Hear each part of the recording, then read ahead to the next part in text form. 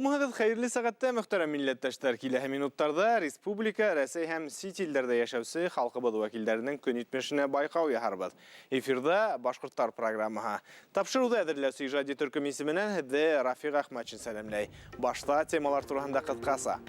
Мен өйдім 4-сі сыныфты бүткәс, 10-сі сыныфты бүткәнсі үйіріп оқыным. Үйіріп оқыған мәктеп оқусы ол қуағанлы малғымақ күтудәге. Ауыл мәктәптәре темаһын дәвам итәбез. Үлгән кешеләрне истәнеп ятмасын өчен Оренбургтан махсус отряд чыгаралар. Бу отряд чыгып, аларны бер зур чокыр казып, шул чокырга күмә. Яндырылган Һөянтөз авылы тарихының яңа биттәре. Электрон вариантта да төзи башладык. Хәзер антын эшләп бетерәбез. Гайнеләрдә Шәрәрә байрамы. Башка уйламайм, һаулык бар, башка яшәп калыр. Оренбур өлкәһе Куандык районы башкортлары. В 80-м году люди потихоньку стали разъезжаться в свои родные края. Фиргана башкортлары менән танышабыз.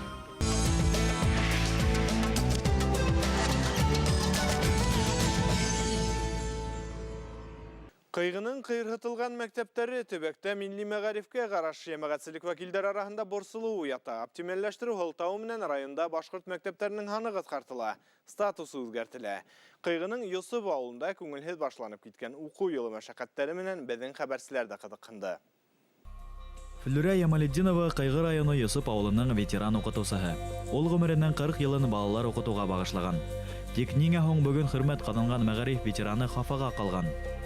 Бізді Татар мәктебіне алып барып қоштылар. Күрші Кандаковка мәктебі, ол Хайсултан ауылында енді. Башқұрт, біздің тире яқта башқұрт мәктебі жоқ бізге яқын. Түбән қиғы, ол да Татар мәктебі. Абзай бар ол, түпкел 25 километр мекен, қырын, өйде қырын. Бізді башқұрт милләті бұларақ құртағығыр. Онда бит башқұрт тілі тулы программаһында өтелмей. Несәл сағатлық программа мұнаңына оқытыла деп шуны биректе бұрсуға қалды. Мен өйдім 4-сі сыныфты бүткәс, 10-сі сыныфты бүткәнсі үйіріп оқыным. Үйіріп оқыған мәктеп оқусы ол қуағанлы малғымақ күтудәге. Бұйыл Йосып төп білім беру мәктәбі башланғыс мәктәб етіп қалдырылған. Бұяу ете аңқып тұрған 2 қатлы кербез бинала қәдір 20 балағына оқиясақ. Оқытусылар ханыла 2-ге генә қалған. Нисектер мына ошы неден сығу yolun қаралманы. Филиалы етіп қалдырыпмы, бүтінеме балларға тебіз, жоқ бит, бүтінеме балларға түгіл. Біз милләт бұлырақ құру яғына кетіп барабыз бит. Бұнда филиал етіп асып, оқытусылар үйіріп оқыта алмаймыны. 20-30 баланы үйретіп оқытқансы сетауға. Хәнеге 1-2 оқытусы келіп оқыта алмаймы. Біздің өзіміздің мәктәптә бүті юғары білімлі оқытусылар ені. Бүті әлі. Бына ошы менен нық бұрсой. Етмәһә хәдір мәктәп юк деп ауыл құрыясақ, мәктәп битінде келесәк. Әйінде мәктәп бітті екен, ауыл құрый. Ауыл құрыны екен, итмәк ағас башында өсмей бит. Кемдер итмәк өстірә? Ил немеге бара бұл? Мен бір дә оның менен қанағат түгілмен. Мәктәптәрдің бір-бір атлы ябылуының төп сәбәбі демографик көрсүктә микән? Көпселек авылдар хөкүмәт игътибарынан ситтә калып яшәү өчен көрәшә. Айык авыл акциясында катнашусы, эшкуарлары менән дан тоткан Кургаш авылындагы хәлде нисек аңларга? 2003 елда халынган өр-яңа белем усагы кала мәктәпләреннән бер ягы менән дә кайтыш түгел. Ул янгын санитар гигиена нормаларына да тулыһын сатап килә. Авыл халкы фикеренсә итәкчелек өчен тотыш бер мәктәпте тәмин иткәнсе, 10 сакрымда урынлашкан район үзәгенә балаларда автобус менән йөртү күпкә отышлы. Бuna мәктәбебезде карагыз әле, шул тиклем матур мәктәп. Ис китмәле. Менә хәзер шул тиклем гәл, әгәр дә ябылу өстендә ябылһа, без бит нишләйбез? Безнең бөтен небез ошо мәктәпкә карап торабыз, авыл халкыбыз.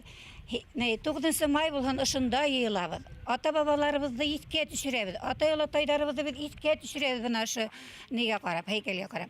Олылар көнендә 1 октябрьдә шунда йыелабыз. Балаларыбыз концерт куя, укытучыларыбыз доклад сөйли. Ошо үзе бер куаныч. Әгәр дә менә мәктәбебез ябылһа, авыл бөтте дигән һүз. Кургашта быелга мәктәпте 9 еллык итеп булһа ла калдыргандар. Бында авыл халкының да өлеше зур. Укытучылары балалар йортынан ошо июль-август айдарында гына 11 баланы тәрбиягә алган. Укучылар ханы 40-ка еткән. 5-6 еллык кенә авылда 20-ләгән йорт буш турһа, бүген яшьтәр кире кайта. Күптәр харык үрстү менән шөгыльләнә. Авылдың Силәбе өлкәһенең вак калларына якын урынлашуы ла эшкуарлыкка кулай. Йосуп иһә райондың бөтенләй икенче төбәгендә урынлашкан. Шулай да бында ла тәвәккәл яшьтәр бар. Мәсәлән, Илфат Гайфуллин йылкы үрсетү, ер эшкәртү менән шөгыльләнә. Арменан адак Баркутала Сибирдә угылны шахтала эшләнем мин. Именно шул авылда яшәйм, бәрәңге үстерәм, мал гарайым дип. Нидән шахтанан кайттым инде. Шуннан бери туккан 3-нче елдан бери вот авылдамын. Милләттәшебез йортын авыл yerендә торлак халыслар өчен ярдәм программаһы аша тракторын махсус субсидияга ала. Тик документтар туплау эшкуарга уңайсызлыктар тудыра. Авыр туккан документтар артына йөрү. Танышым булмаһа вообще авыр. Сәләр проблемаһы кыйммәт запчастар. Шуннан пенсионный түләү кыйбат. Гималетдин Ямалетдинов Йосуптар һәр вакыт сәмсел тырыш ди ул. Авылда эш булмагас, иген сәсмәгәс, малсылык менән шөгыльләнмәгәс. Бөтә яшьтәр калага эш эзләп китәләр. Әлбәттә исәпләп утырабыз кайһы вакытта. Бер ошо урамның 5 кенә өйдән әйбит. Әгәр дә балалар ошонда торып калган булсалар, 13 бала булыр.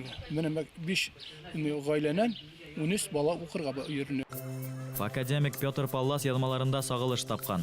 Бөтә ил менән төрле дәвер, хугыш, аслык осырларын кисергән Йосуп авылы халкы тыныс етеш заманда мәгарифтәге яңа канундар алдында бадап калды. Шулай да халыкта әле өмет һүнмәгән. Якты киләсәккә ышаныс уларды яшәтә.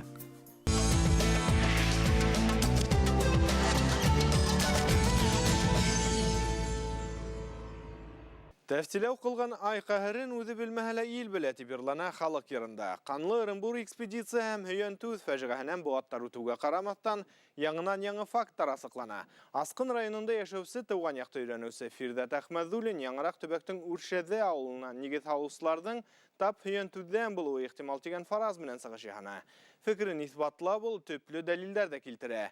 Сал тарихка ихтирамлы туган якты өйрәнүче менән безнең иҗади төркемдә очрашты. Тауган авылының юбилее уңайы менән Фирдәт Әхмәдуллина тауган төягенең үткәнен барларга була. Бик күп олы буын вәкилләре менән аралаша. Ака калдар хатирәләре тарихты тәрәнрәк өйрәнүгә этәрә. Байрамга мәгълүмат туплау олы бер эзләнү эшенә әверелә. Безнең картай 99 яшендә үлгән, ул картатайга бик күп нәрсәләрне сөйләп куйган. Ул миңа сөйләгән иде.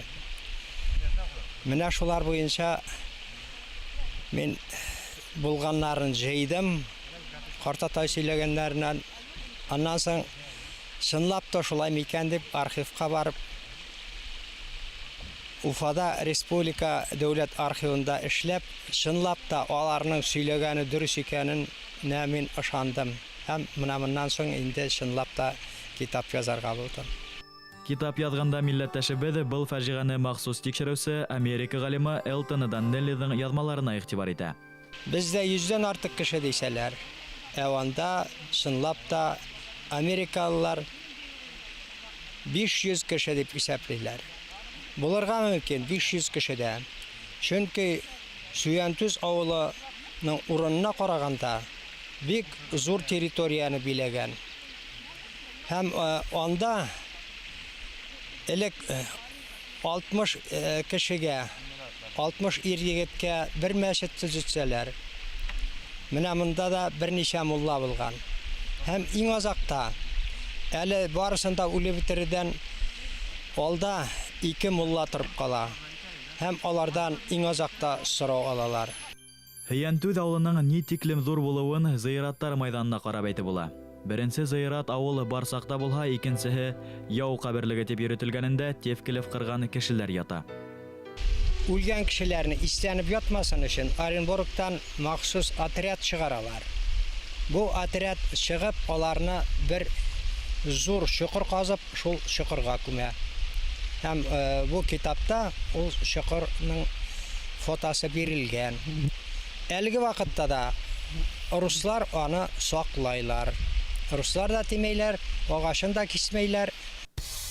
Һөянтүздә яшәүче халык Тевкилев отрядына каршы ук хадак менән түгел, көн күреш кәрәк ярактары менән кораллана. Сөнки бұл осырда башкортларга тимерселек менән шөгыльләнү тыелган була. Милләттәшләренә ярдәмгә ашыгучы 2000 кешелек отряд ярдәмгә килеп өлгермәй. Был фаҗиганән тик 2 генә кеше, 17 яшьлек Собхангыл һәм уның һеңлеһе генә котылып кала.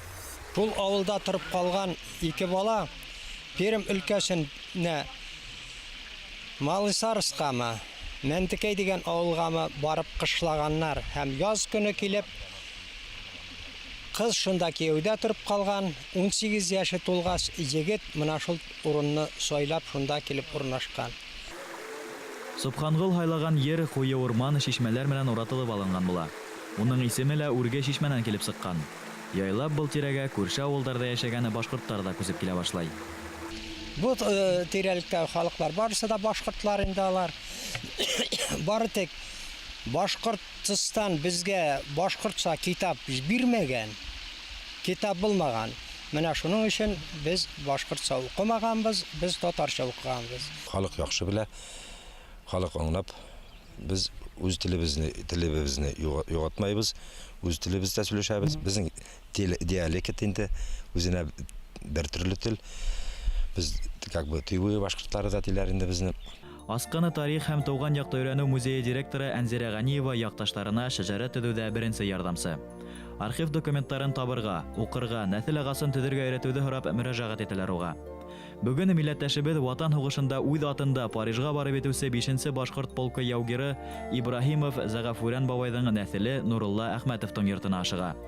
Нәселебездә бик күп аксакалларыбызны күреп, белешеп, сөйләшеп, шул аларның ярдәмендә төзелде. Менә безнең Бәләбәйдә Шәүкәт Низаметдинов Шәүкәт Тәхәүтдин улы, ул инде 15 еллап шушы безнең шәҗәрә буенча шәҗәрәбезне өйрәнә. Ул бик нык күп ярдәм итте. Аның быел менә китабы сыкты даже. Шушы авыллар тарихына, Аскын районы авылларын тарихына багышланган. Монда безнең бу шәҗәрәгә 700 кеше кергән. Әле без белгәннәре тагын 200-300 кеше без бар кертәсек. Где-то 1000 кеше. Но әле безнең бу эше безнең башыгына дип уйлыйбыз.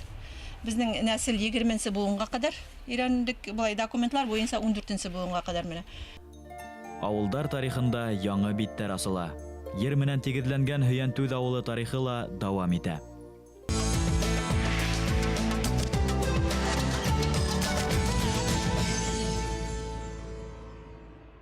Гайнәләрдең шәҗәрә байрамы. Башкортстанда авыл, нәсел, ырыу һәм айрым гаиләләрдең туган тумасалык ептәрен барлау матур йолага әйләнде. Милләттәшләребездә һуңгы елларда шәҗәрә төзүгә кызыксыну артты. Ата-бабалары без гайнәләр дип әйтеп калдырган Барда башкортлары ла быел беренче тапкыр шәҗәрә байрамын узгарды. 1841 елда хәрби топографтар Рәсәй авылдары исемлеген төзей.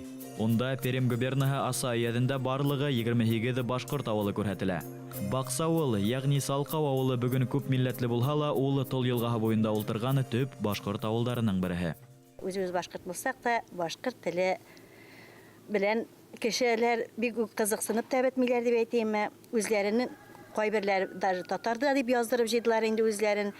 Әле безнең 80нче елларда мин эшли башлаганда 90%-тан күбрәге безнең национальность буенча башкорт дип яздыралар. Менә соңгы исем язу алу вакытта бу процент безнең азаеп китте. Буның сәбәпләре нимәлә?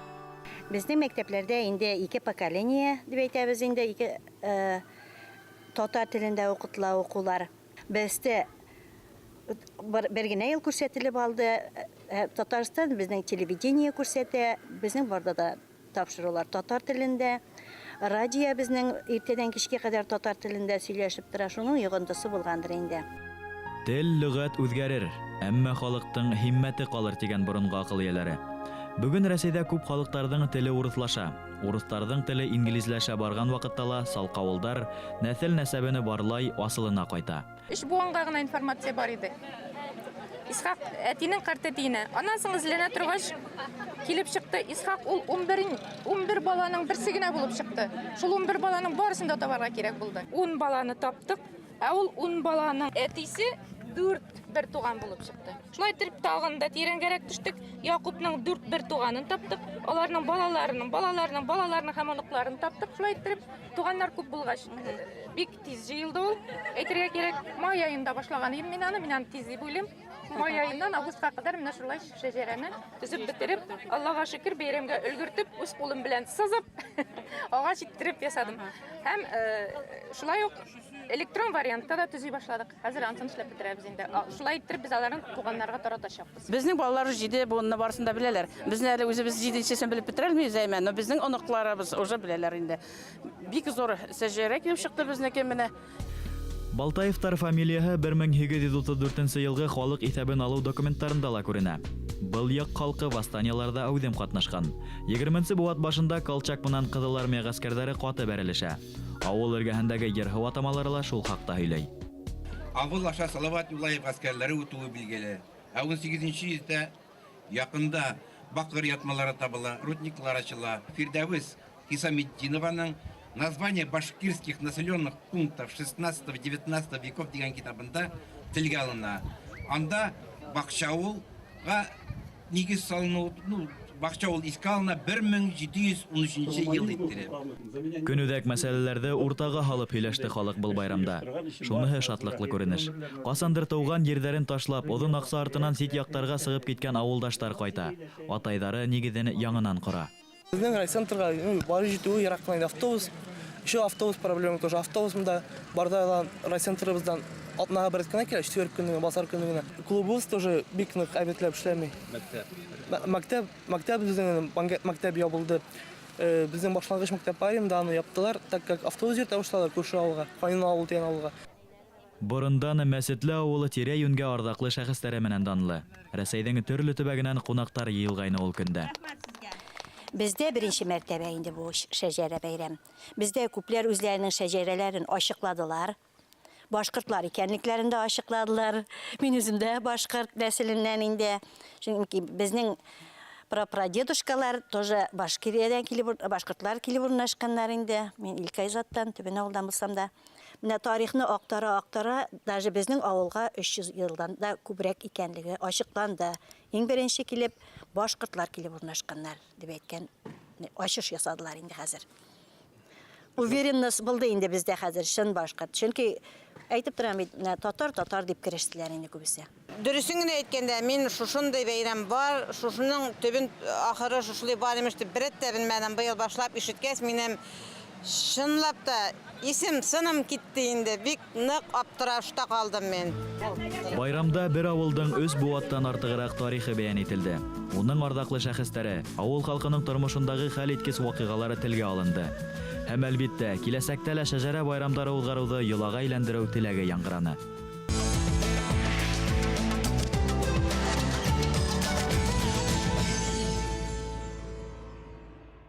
Касандыр Улы Башкортстан сиктерінде яшәгән, бүген сит өлкәтеп йөртелгән төбәкләрдә башкорттар нисек көн итә? Безнең хәбәрчеләр үсәргәндәр төяге Ырымбур өлкәһе Кавандык районына сәфәр кылды.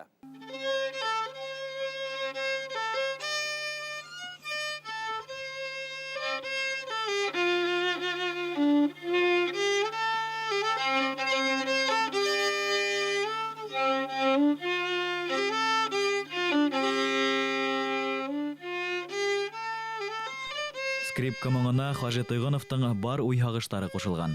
Милләттәшебезгә үз гомерендә икенче тапкыры туган төягенең юкка сыгуын күрергә туры килә. Сакмагыш авылында, был Хакмар аръярында, 29 ел туган. Ел башкортлар. Бір-ике генә осы авыл булды. Авыл түгел, үй. 40 үй булды. Бик әйбәт кешеләр булды. Биш күчеп беттеләр. Реализация булып, колхоз совхоз бит. Имандаламында битеп бара. Бер егене калды. Яңгыдлыкты улы табигать моң менән баса.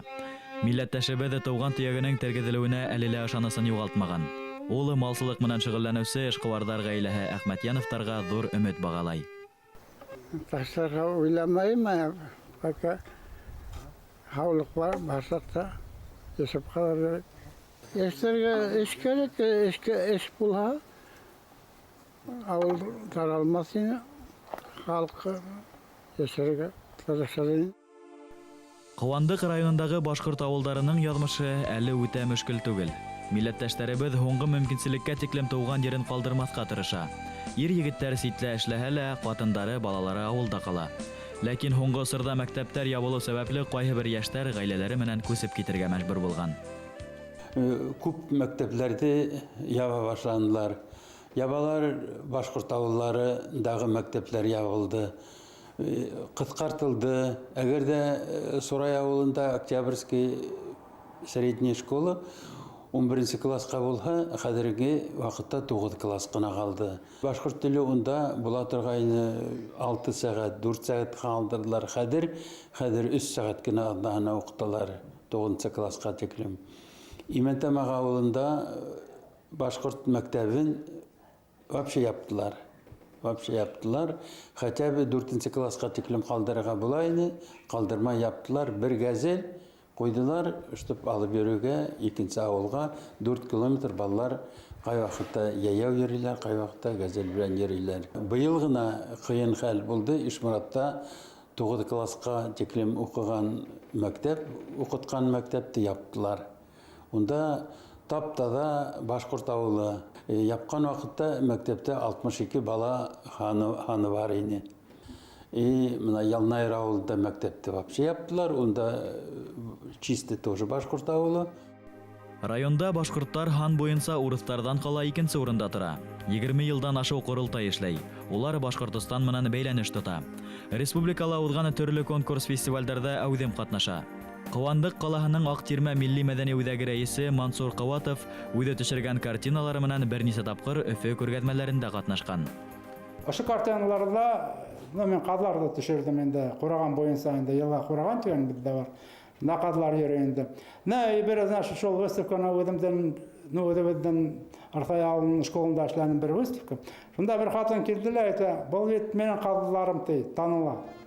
Рафаэль Әлмөхәмәтовтың музыкаль белеме булмаһа ла, уның кулында теләһә нинди уен коралы телгә килә. Ул уйна гармон 2012 Бөтә Рәсәй конкурсы лауреаты.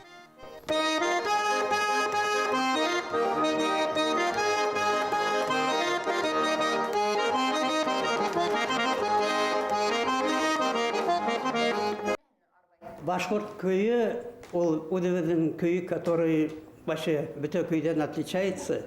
И ойнағанда, неткенде, весь жүрек білен, не білен дегендей, ну как-то не деп тұрайын, радость.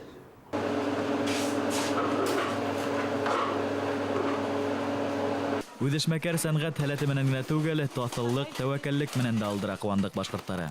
Милләттәшләребез араһында эшкуарлык менән шөгыльләнүчеләр дә байтак.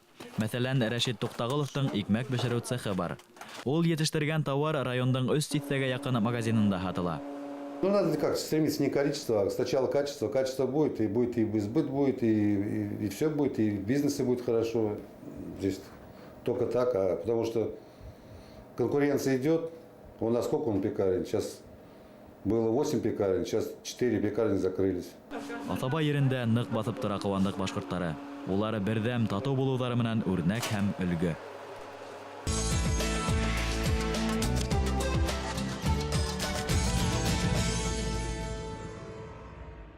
Ситирдәле нәселен корытмай, тамырдарын онытмай яшәгән башкорттар. Үзбәкстанның Фиргана өлкәһендә төпләнгән милләттәшләребез байтак. Уларның был ерләргә күсеп килү вакыты һәм тарихы төрле булуга карамастан, халкыбыз вәкилләре ата-бабалар төягын онытмай. Башкортстанга кире кайту хыялы менән дә янып яшәй. Кояшлы Үзбәкстан башкортлары менән безнең хәбәрчеләр очрашты. Үзбәкстандың Фиргана өлкәһендә башкортлары байтак. Шорсу калаһында Силәбе өлкәһенең Аргаяш районы Әйбәт авылыннан сыкканы Гөлсем Әблиярова менән Әлшәй районының Слак авылыннан Флүзә Миргалиеваларның гаиләләре дус. Улар бар эшләрдә лә бер-беренә ярдәм итеп яшәй. Мои родители во время войны приехали сюда, остались жить. Мы родились здесь. В 1932 году в Шорсу появился. Здесь рудник был. Назывался раньше он СТО. Потом в 1936 году переименовали его. Рудник, серно-азикеритовый рудник, поселка Шорсу стал. Вот с этих пор и живем здесь. Шәрык илдәрендә гаиләләр ишле. Агай-эне авыл һәм кышлактарда бер хатала яшәй. Балалар да, картайган ата-әсәдәр дә тәрбияле, караулы. Туган яктар тала улар балаларының кендек каны тамган ердән китергә тырышмай. В 80-м году люди потихоньку стали разъезжаться в свои родные края. Греки в Грецию почти уехали, вот. Все татары крымские уехали к себе на родину.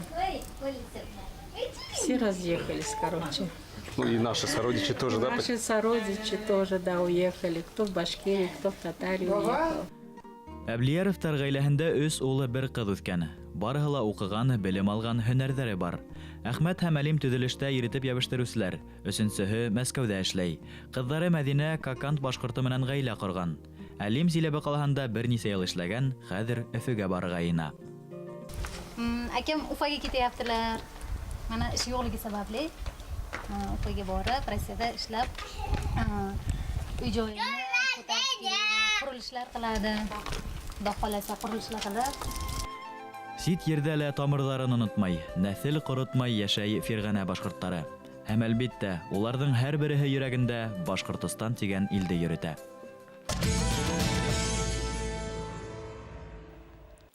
Башкорттар тапшыруының сираттағы сығарылышы тамам интернетта бізді Башкортстан юлдаш телевидениеның рәсми сайтында табырға мөмкин. Редакция менән бәйләнеш өчен телефон 251-73-92. Бынан тыш Skype элемтәгә сыгу форсатыла баруның адресы Башкорттар Хыдык ТВ. Тапшыруды әзерләү иҗади төркем киләһе осрашканга тиклем хушлаша, хау булыгыз, дөньяны башкортса карагыз.